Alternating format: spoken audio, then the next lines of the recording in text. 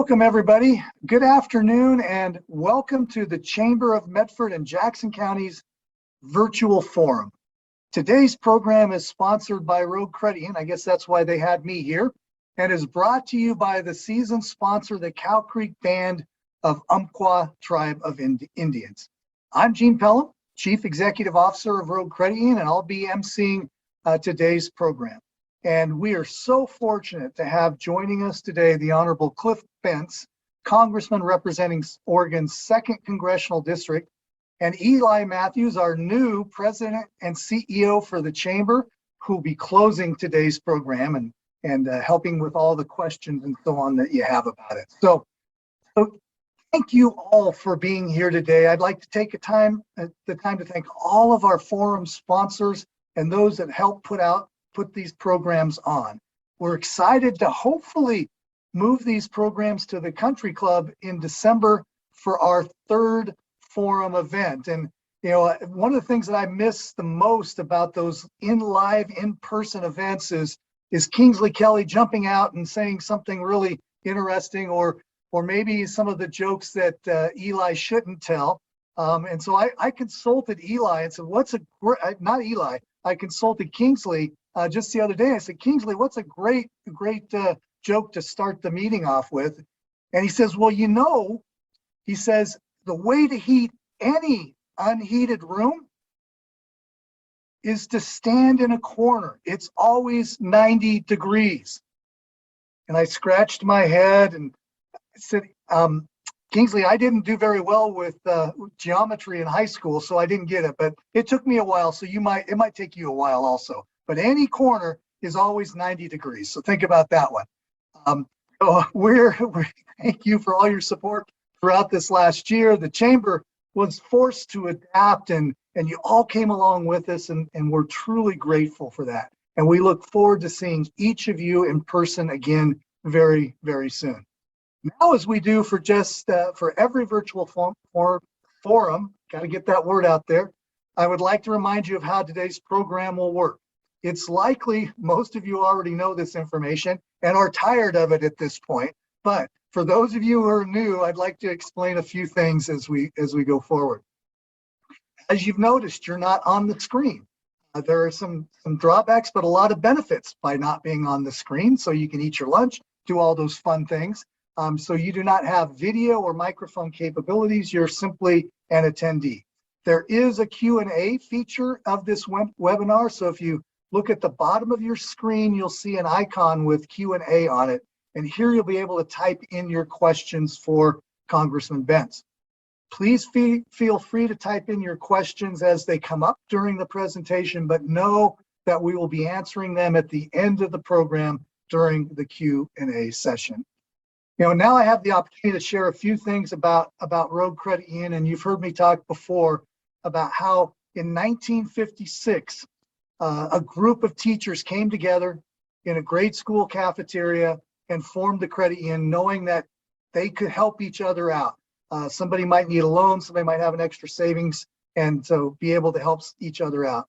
And with all of that, the whole thing was driven by doing something better to help their community, to help their students, to help each other.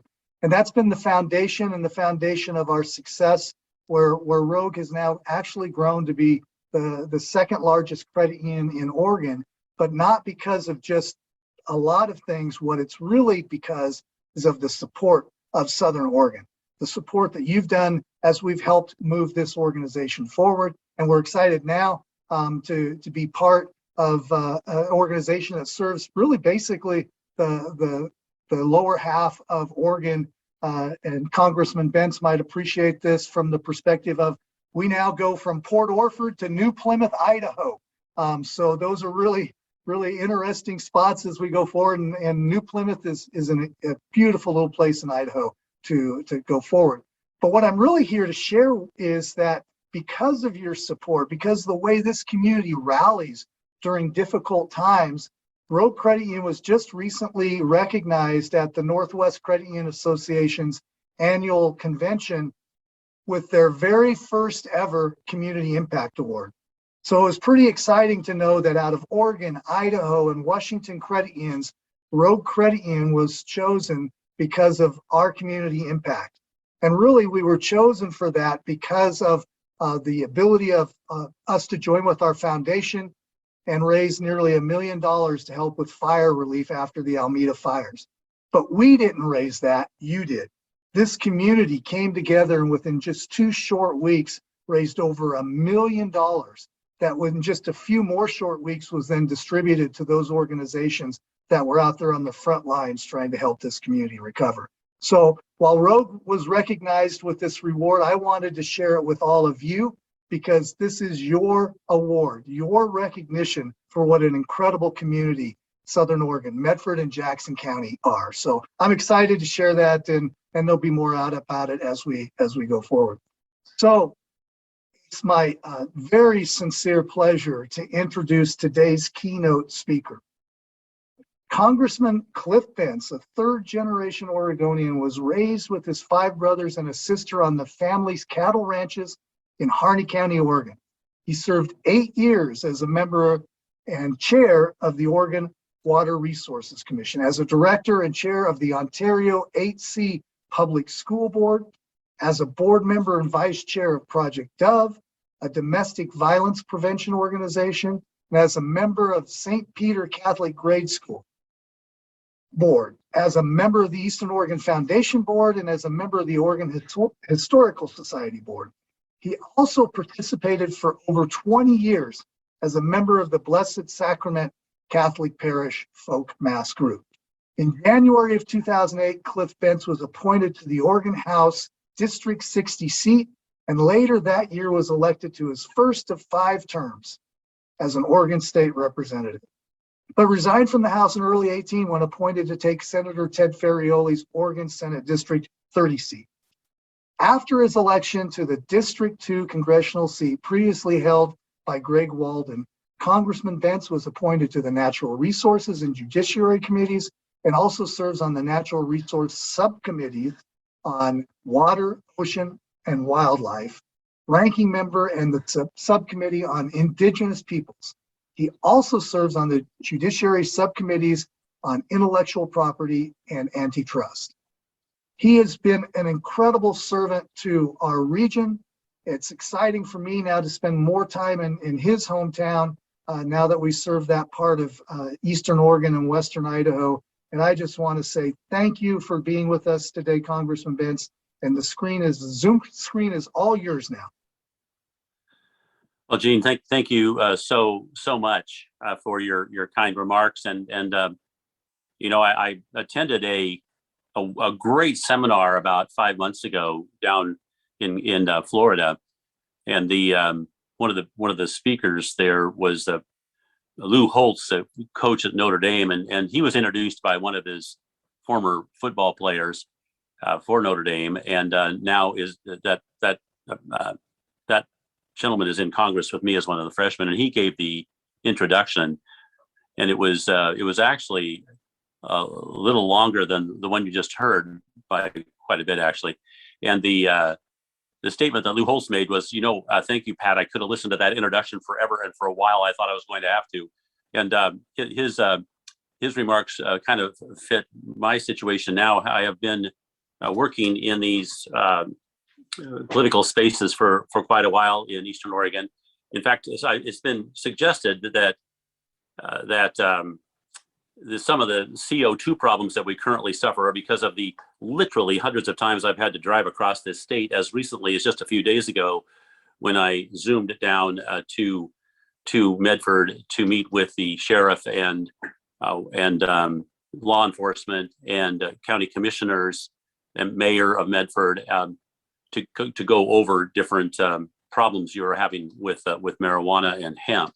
And before I go into that, I just want to thank the Cow Creek Band of Umpqua and the Umpqua tribe. I just want to thank them for all of their support and putting this, allowing us to do this today. I want to thank I thank Gene, but I want to thank Gene. Gene, of course, is over here now because his company has taken over one of our local credit unions, a very successful one here. Very happy to have Gene as part of our community now. And of course, Eli and Ermis, thank you for all your work in in putting together today's program. So a couple of things I learned the other day. I was speaking with I was speaking up in Portland when former Vice President Pence came up to the Washington County Republicans to speak. And I was there and spoke just before he did. I learned a couple of things. First, I don't speak anywhere close to as well as that guy does, all that practice. And then the other thing I learned is that several people called me, some from your part of the state, and said, you might want to spend a little more time telling people about yourself. And notwithstanding that excellent introduction that Gene just gave, a few more words that might help you know better who your congressman is.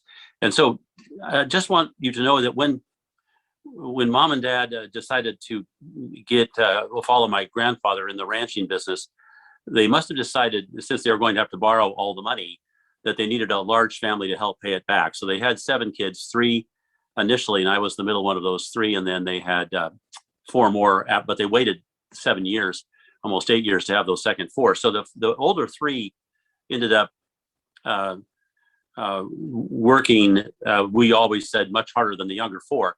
But I'll just tell you, there's nothing like growing up on a ranch when you have to make payments to the bank in order to keep the ranch. Because from a little kid until right even today, one of our biggest concerns always is, are we going to be able to stay in business? Are our cattle prices going to cooperate? Is it going to rain?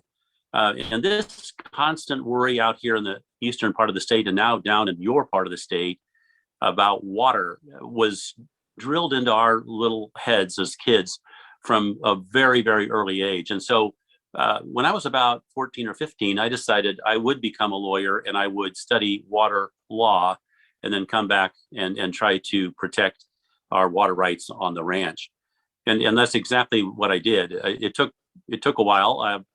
I went to Eastern Oregon initially to play basketball. Eastern Oregon, it was then Eastern Oregon College. Now it's Eastern Oregon University. That basketball thing lasted a short time, like a year. And I realized it was law school for me. So I completed my 4-year degree in history and economics at a history major, economics minor, and then off to law school at Lewis and Clark in Portland, where I did focus as best one could back then on water law. When I got out, I came over to Ontario to practice law with an excellent firm here. It was fairly small then, about 4 or 5 people. When I left, we were up around 10 or 12. But it's part of the Treasure Valley. And those of you, unlike Gene, who maybe haven't been over in this part of the world, don't know that the eastern edge of Oregon is part of the Treasure Valley, in which is also Boise and Nampa, Meridian, and other of the largest cities in Idaho. So in point of fact, Ontario has now become basically part of about 800,000 or 900,000 other people. We're in Oregon and they're not, but it's a growing place. I'm very happy Gene and Rogue have decided to come this way. So to get back to what I thought was important, when we were growing up, we did not have a television. We did not have a telephone.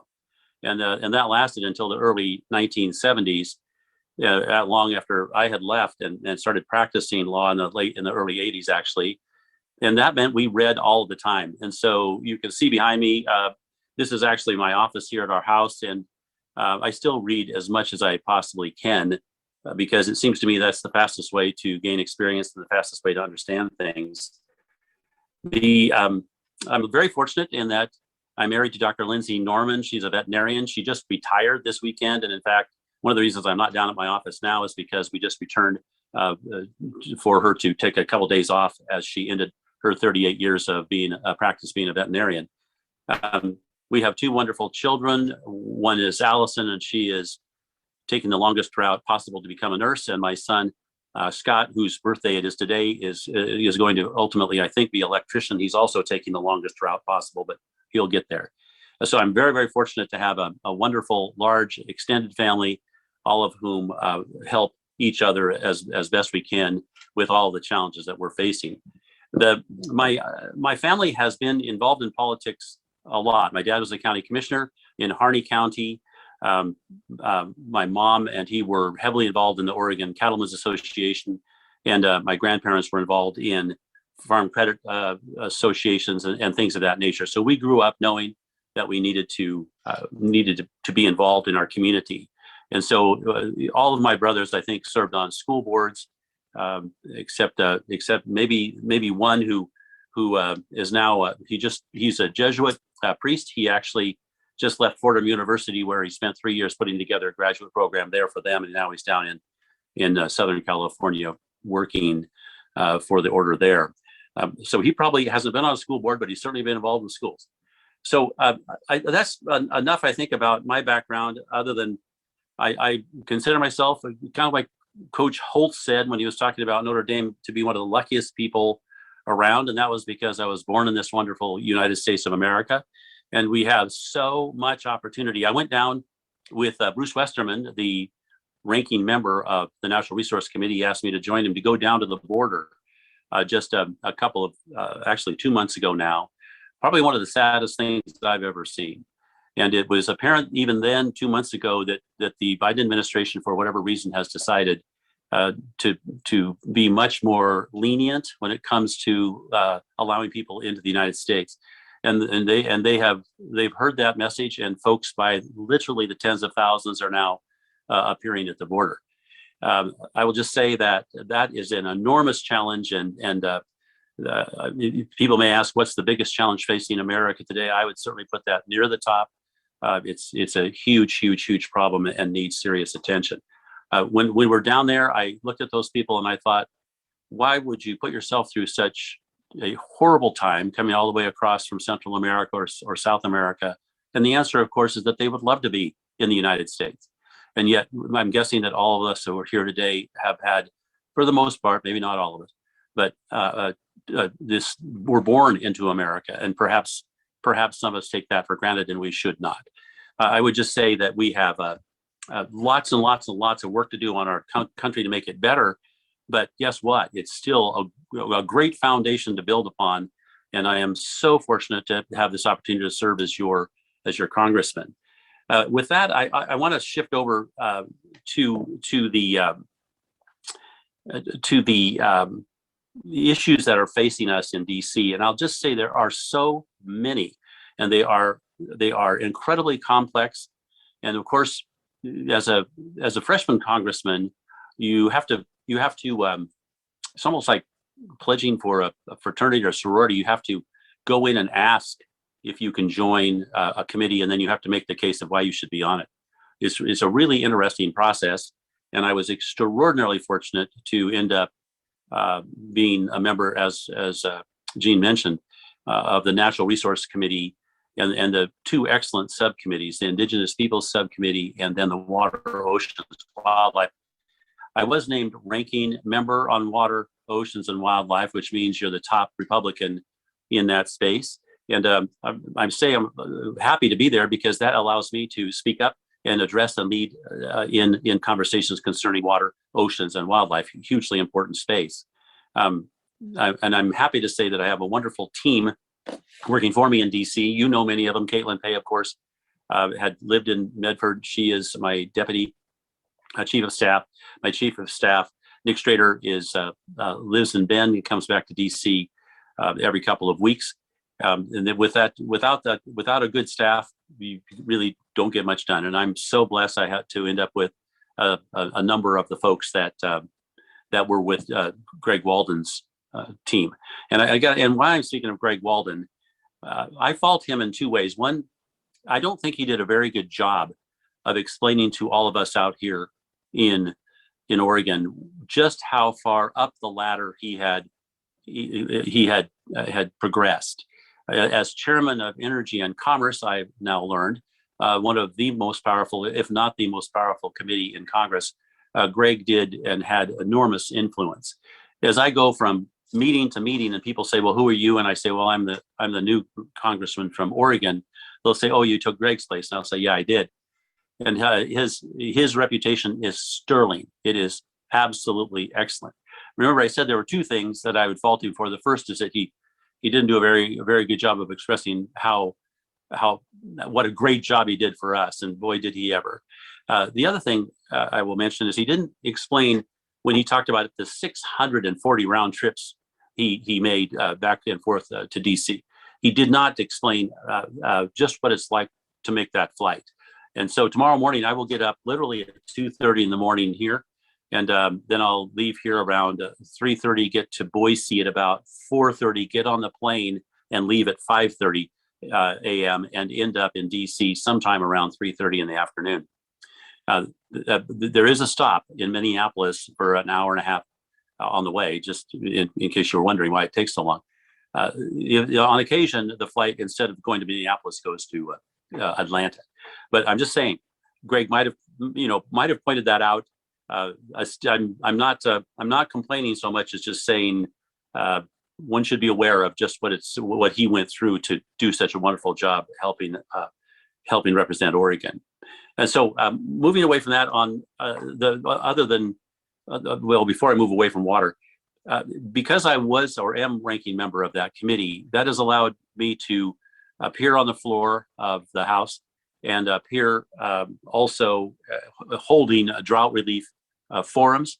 We had one of the most attended by other congressmen and women forums in the history of the forum approach, according to folks who've been here longer, because drought is such an enormous issue. And we had all kinds of people coming in explaining the nature and extent of the drought. And we have some good ideas, I think, in what to do to try to help. And I'm happy to discuss those later, but I'll just say that we are now working on legislation to address better ways of storing water. We are trying to keep up with the renegotiation of the Columbia River Treaty with Canada, because that involves water and how it's going to be used. And of course, we're doing lots of work on conservation and other ways to try to have more water available to us. So very quickly, let me hop away from, well, before I leave natural resources. Bruce Westerman, as I said, is ranking member. Congressman Westerman is from Arkansas. He's got his degree in engineering. He's got his advanced degree in forestry from Yale. And he's a good friend, and he was the one that asked me to be ranking member of water. And he has also asked me to introduce some of his forestry resilience bills. And he's got a complete package of them, many of which address the challenges we all face across all of Oregon when it comes to fire, but in particular, the Jackson, Josephine, Douglas County areas, and frankly, all the areas along the Blue Mountains and the Cascades. Huge problems with fire. You folks know better than any because of the smoke you've had to endure. What an incredible challenge. I'm pleased to say that we don't have anybody better in Congress than Bruce Westerman when it comes to trying to address these issues. The bills that he's put together, the package of bills, address everything from reforestry to how we're going to get back into the forest and get through and around the NEPA and other federal laws that make it so hard now to actually try to treat forest. So I'm going to move away from natural resources because I'm going to run out of time here, and I don't want to do that before I've at least mentioned judiciary. I was put on judiciary because I was no longer, but a practicing lawyer for many years. I did a lot of litigation. I did a lot of deals on land and real estate, and a lot of appearances before judges on different issues. In judiciary, I walked right into the middle of how and what we're going to do about big tech, and in fact, one of the first longest hearings that I got to attend, 26-hour hearing, started at 10 in the morning, went around for a full 12 hours to 10 at night, kept right on going until 6 in the morning. And then we took about a 5-hour break and came back for 7 more hours. That time was spent marking up 6 bills that addressed big tech and how to break up Amazon, break up Google, break up Microsoft. And these kind of ideas are extremely complicated. And those bills at this point they've not come back for a relook. I think they will. And I think everybody is struggling to figure out what to do in that space. After those hearings, I was asked by Kevin McCarthy if I would participate in a group of 15 Republicans to put together some proposals regarding issues surrounding big tech. And this group of 15 has been broken into 3 separate groups. One is going to be focusing on privacy, one on competition, and one on the so-called cancel culture. I'm on the competition subcommittee of 5, and we will be putting together proposals on what to do when it comes to overreach by big tech over the next year and 3 months, when we anticipate that we will take power. And at that point, we want to be in a position to do stuff immediately, not to waste time. I'm moving away from my committee work, and there's so much more going on in those spaces. I could burn up my last few minutes talking about it. I won't. Let me just instead turn to the marijuana issue that I saw last week, and I'm so happy that the folks made time to come and see me, talk to me about it, show me the video that was taken, I think, by the sheriff flying up and down the valley, and I'm going to be moving that out and using that in Washington. I have had several meetings already with folks in the marijuana industry, and I've repeatedly asked them what they've done to try to clean up their own act, and it's been quite the interesting conversation with them. I've asked them if they focused on how to determine when people are impaired. I've asked them if they focused on how to protect people who's maybe under the age of 26 with brain development issues, which all of us have, I think. At least if you're male, I think that's the argument. I've asked them what they're doing when it comes to taking care of communities just like yours, when it appears that those who are growing marijuana illegally vastly outnumbers those who are trying to follow the rules. So I'll be working in DC on these issues, and we will be starting this week, continuing conversations we've already had. There is a move, as you know, to legalize marijuana federally, and I anticipate those conversations continuing. We've already been involved in several bills at the judiciary level that focus on that legalization effort. I should talk briefly about what I'm going to do specifically about your situation, and your situation. By that, I mean actually all of Oregon's situation when it comes to the illegality and the cartels and other things that are coming into the state. It happens that on Wednesday, the Attorney General Merrick Garland will be appearing before our Judiciary Committee. Now, I'm almost the last one to get to ask questions. We each get 5 minutes to ask our witnesses questions. Hopefully he will stay longer than 2 hours, because sometimes we run out of time, particularly with a witness that important. But I am hopeful I'll be able to bring the situation in Medford and Jackson County to the attention of the nation and asking questions of Attorney General Garland. It also happens that, make sure I get this name right, the special agent in charge of this space, Kerman Ramsey from the FBI, will be in my office in a couple of weeks for what's called the regular check-in. And of course, I'll be asking him what it is the FBI is doing in this space. I've already asked the sheriff and others how they see the federal government playing its most positive role in this space. And I'll be listening extremely carefully to your local law enforcement before doing anything in this important space. Let me just see here. I've got a few more minutes. We have a series of huge bills in front of us, which I'm sure you see every day or hear about. The $3.5 trillion bill that seems to be hung up between the House and the Senate. That bill is being brought solely by the Democrats, and so we Republicans are not involved in those discussions at all. It appears, of course, that the progressives in the House are holding the transportation bill, 1.2 trillion, hostage as they negotiate for a vote on the $3.5 trillion bill. That initial ploy, if you will, has taken kind of a second place to what's going on between the 2 senators that are holding things up, at least as far as the Democrats are concerned, and the House. It's quite interesting because of course I go to the House every day almost to vote and rub elbows with everybody that you see on television, and in fact quite often have to kind of dodge television cameras here and there on the front steps of the Capitol as people hold forth about what is going to happen or what might not.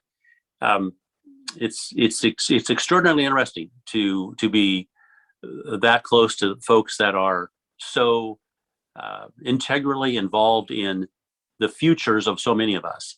And I say that because when you start talking about $3.5 trillion, you're talking about the futures of all of us and trying to pay it all back. And although taxes are proposed to be increased, those that have been proposed come nowhere close to meeting the amount of money that folks are proposing to spend. And so it's interesting to see how normal everybody is there, but how huge the decisions are that are being made that will affect all of us. That also brings me well, let's go back to the infrastructure package. Folks might wonder if that 1.2 trillion bill passed, how much money would come to Jackson County? And the answer is, I don't know. And the reason I don't know is because that bill, even though people say that it's final, first of all, it's very, very general in how it talks about what's going to happen with the money. And it also tends to try to use existing means of distributing the money. And it also isn't by any degree final, because people are still arguing over the two bills and what's going to happen. I heard as recently as an hour and a half ago, not from a congressman or congresswoman, but from someone else, a lobbyist, that they thought the two bills were going to be merged into one bill. And he was extremely unhappy about this, but that's what he's been hearing as recently as this morning. Whether that will happen or not, no one knows.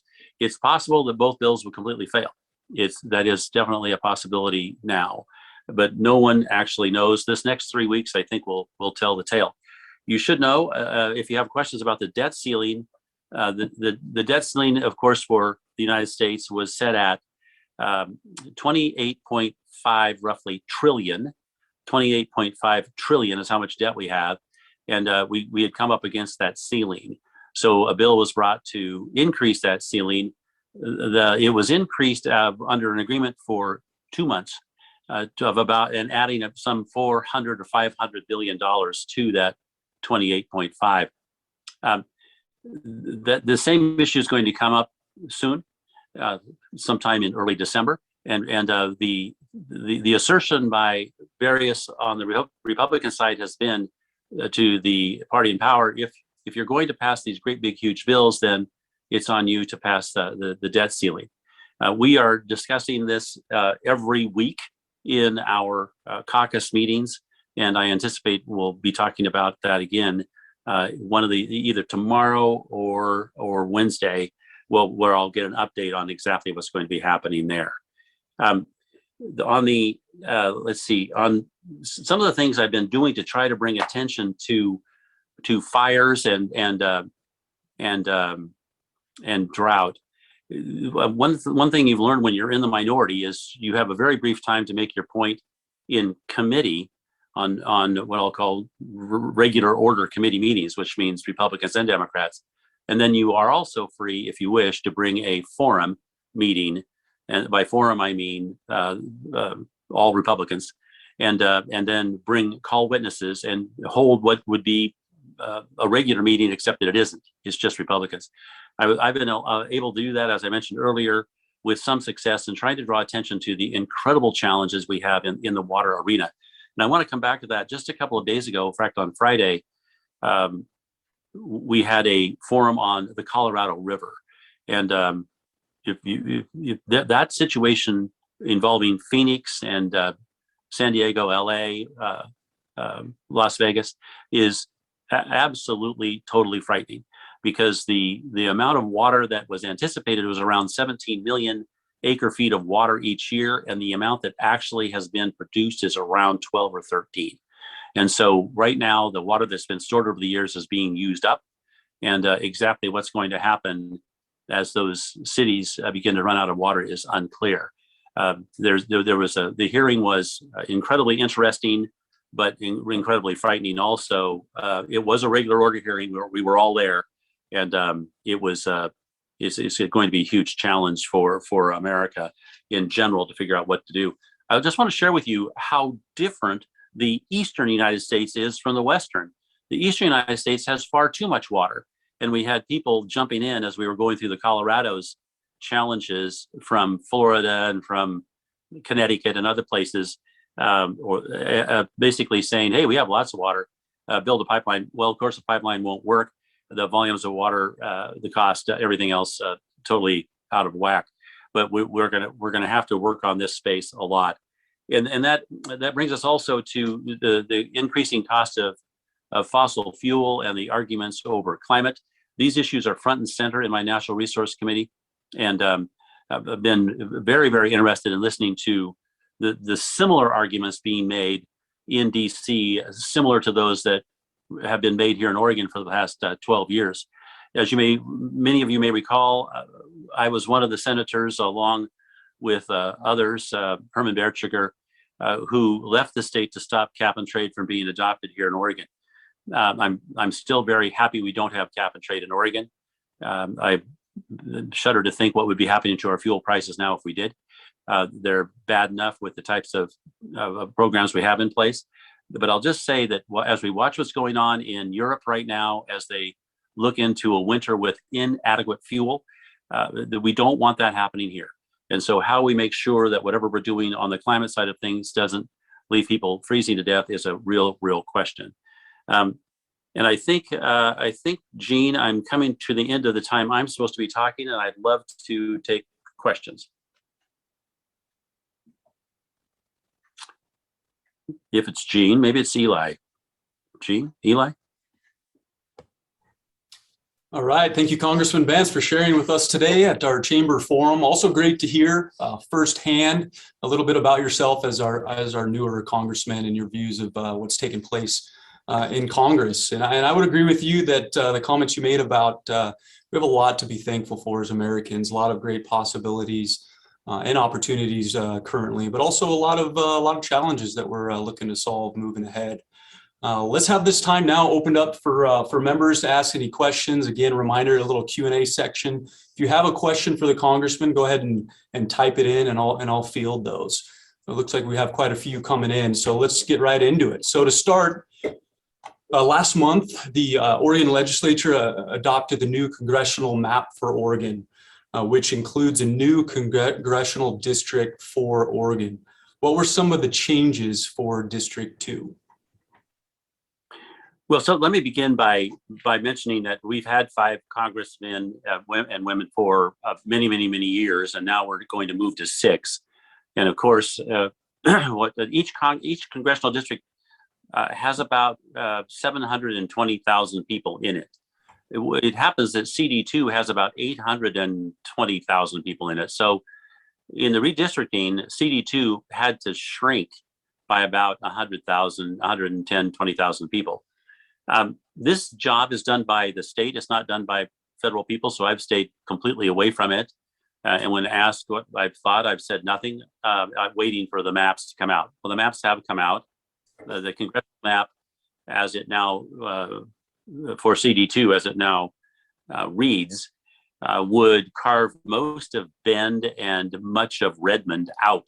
And that would reduce the number of people in CD2, down by the number required.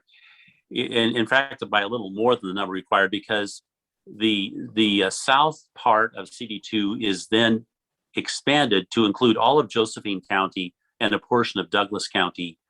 And then, in fact, it runs up north to pick up a few of the other counties on the Willamette Valley side. And by a few, I mean just the very eastern end of them. That protrudes over toward the eastern part of the state. I have 2 large metropolitan areas in CD2. One is Medford, Grants Pass region, and Klamath Falls, of course, and then the other is the Bend Madras area. I hate to lose either. They're both wonderful parts of this state, and it's just really sad that would have to happen. But the district has grown.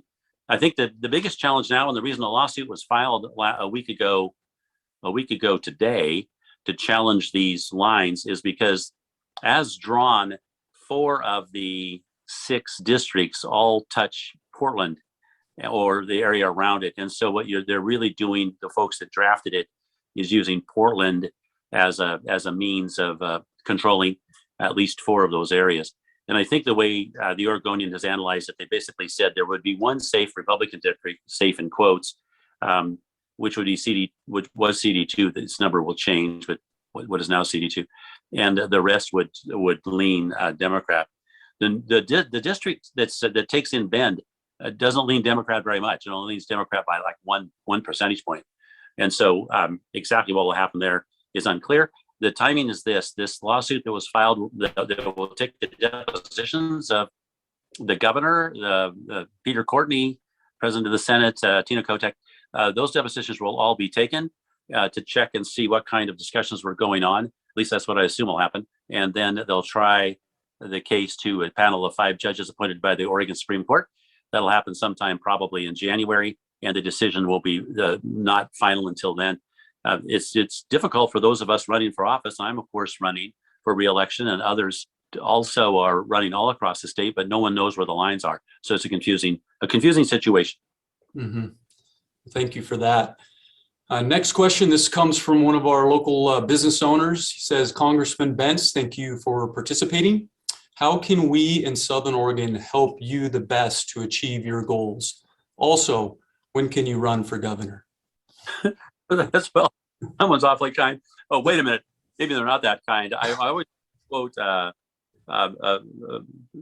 Betsy Johnson, who I understand now is going to run as an independent, and she's a very, very good friend, wonderful person. But several years ago, when she was asked if she would run for governor, I distinctly recall her saying she'd rather be fed into a wood chipper.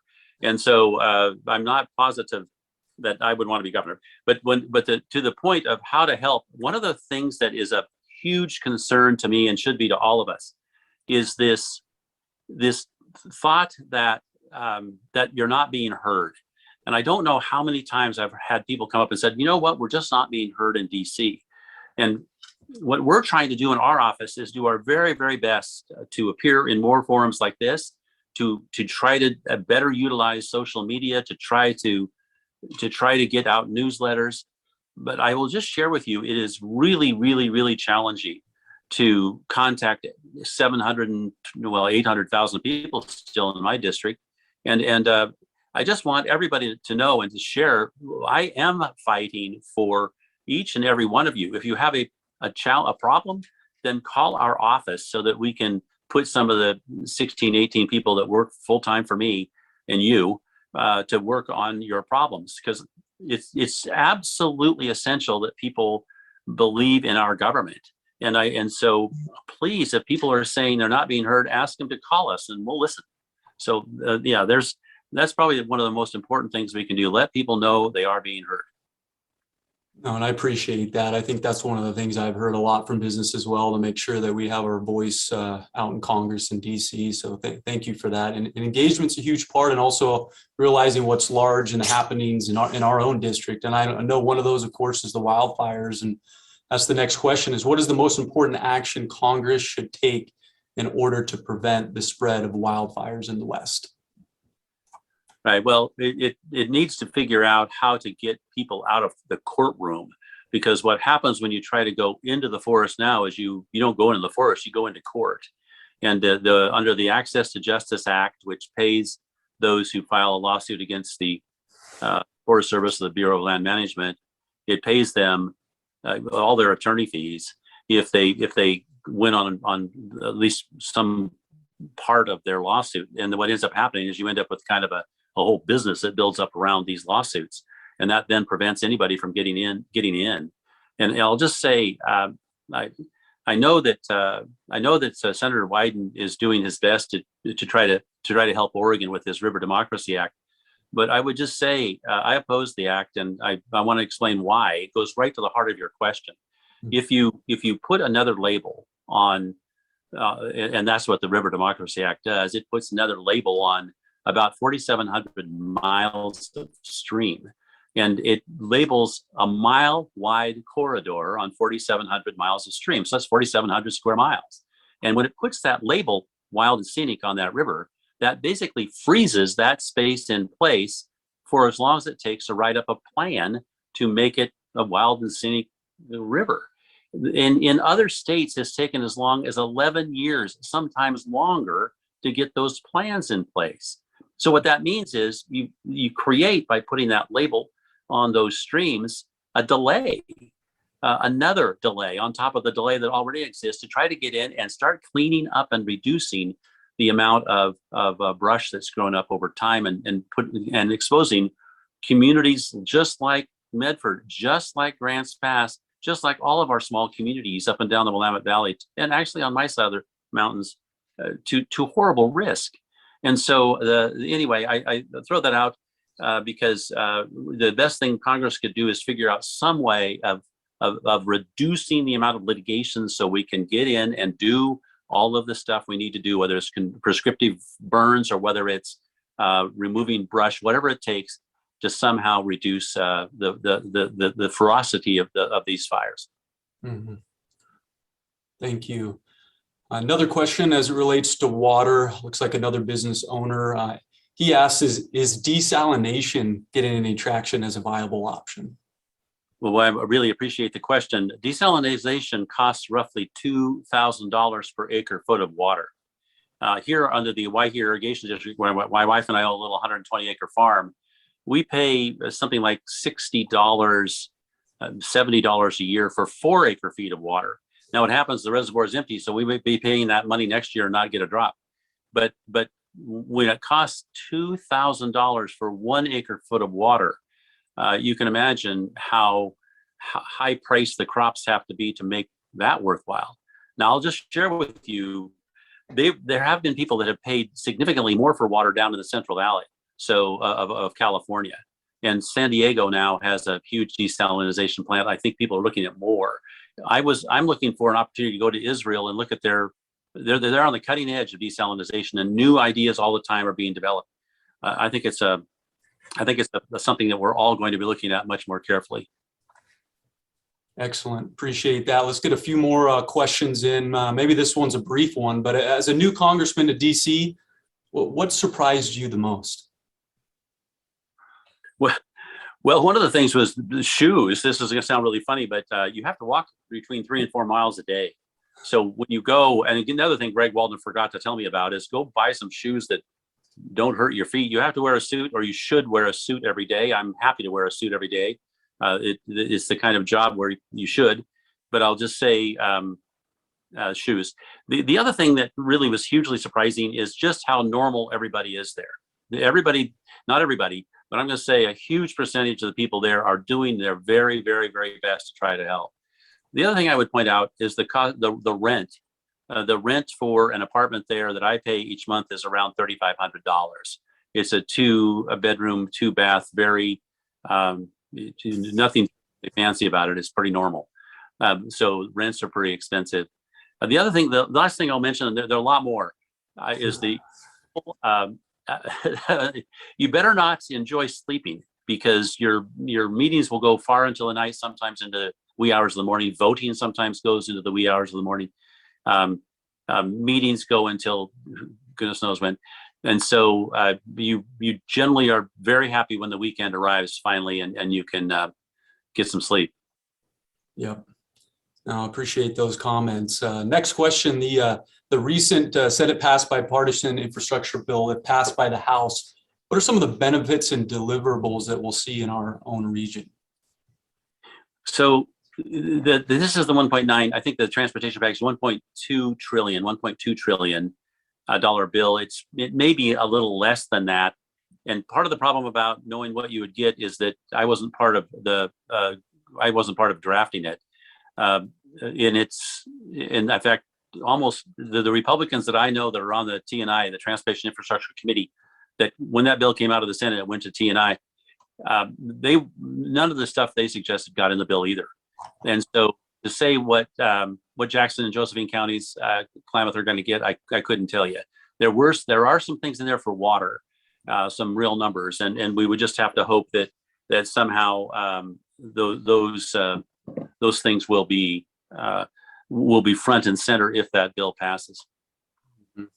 Okay, thank you. All right, let's get into our last question here. This pertains to cannabis. One of the questions by a member was asking, do we have any idea the percent of the farms as it relates to cannabis and marijuana that are actually illegal? I know that you met with the county commissioners here last week. Any idea, or they talk at all just about the percent of illegal activity? So what I heard was fairly imprecise. How's that? And I think the best answer would be, I don't think anybody knows how many are illegal. I think the assumption is that a very high proportion are illegal. And there are some who are doing their very, very best to comply with the OLCC and all, and actually, I think there's 3 groups that are in charge of overseeing it, which is probably one of the problems. But the short answer is, I don't know. High percentage, in all probability, according to law enforcement. Excellent. Well, hey, thank you so much, Congressman. It was great spending time with you. Thanks for presenting today at Chamber Forum. And on behalf of the Chamber, we're thankful for your service to our district and your commitment to show how engaged you have been already with the business community. So we look forward to strengthening our partnership and continuing to fight for making sure that business is successful. So thank you for that. A few chamber announcements in closing. Foremost, I just want to thank our program season sponsor for this forum season, the Cow Creek Band of the Umpqua Tribe of Indians. The chamber is extremely grateful for your continued support of our programs and your investment in our community. And I also want to take a moment and just thank our great partners and our monthly sponsor with Road Credit Union. So exciting to hear about all their progress and awards and success and all they've been doing for our community. We're thankful for your efforts. I also want to just take a moment too and thank Gene. I know Gene is winding down. He's getting close to retirement here in a few months. It's probably his last forum being an MC. And I just want to say, Gene, it's been great working with you over the years. Thank you so much for your engagement with the chamber, serving on our board, and all that you've done in our community. You're going to be greatly missed. And I know your jokes are going to be greatly missed as well. And you've taught me a lot, my friend. So thank you. Some other announcements as it relates to forum. Just want everybody to know that we are planning this month and next month to be virtual. Then we're hoping come December to meet in person once again at the Rogue Valley Country Club. So stay tuned for that. We also have coming up ahead is our 102nd Excellence in Business Awards Dinner. Right now it's planned for December 2nd. We are planning to meet in person at the Rogue Valley Country Club. This is a time to honor many of our incredible businesses. There are still some tickets available as well as some table sponsorships. So visit medfordchamber.com for some more information. Also wanted to let everybody know, due to the impacts of COVID, our chamber travel plans for our Egypt trip has been pushed out. We're going to be shooting for fall of 2022. So stay tuned for that date once it's solidified. And also wanted everybody to know that the chamber is going to be launching here shortly a centralized job board this month, very much needed for our workforce issue in our community. And the job board is going to be free for employers as well as employees. It's going to be sponsored by Harry and David. And there'll be more information soon on our website, medfordchamber.com.